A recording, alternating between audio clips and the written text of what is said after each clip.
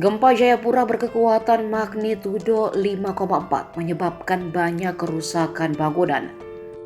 Badan Meteorologi, Klimatologi, dan Geofisika mengungkapkan gempa bumi ini merupakan gempa tektonik dangkal. Wilayah Jayapura, Papua memiliki karakteristik gempa kerak dangkal.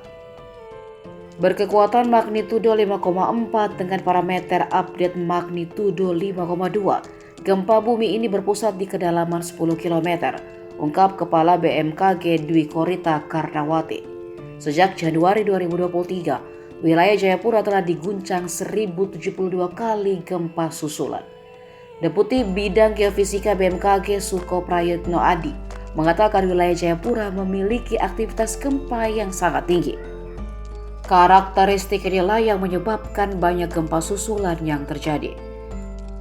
Sementara itu, Kepala Pusat Gempa Bumi dan Tsunami BMKG Daryono mengatakan wilayah Jayapura merupakan kawasan seismik aktif dan kompleks.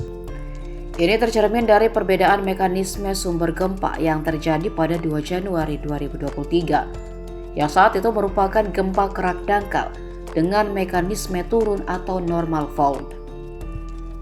Sedangkan gempa Jayapura yang baru saja terjadi juga merupakan gempa kerak dangkal, tetapi dengan mekanisme sesar geser. Gempa kerak dangkal di Jayapura menurut Daryono memiliki aktivitas gempa yang tinggi.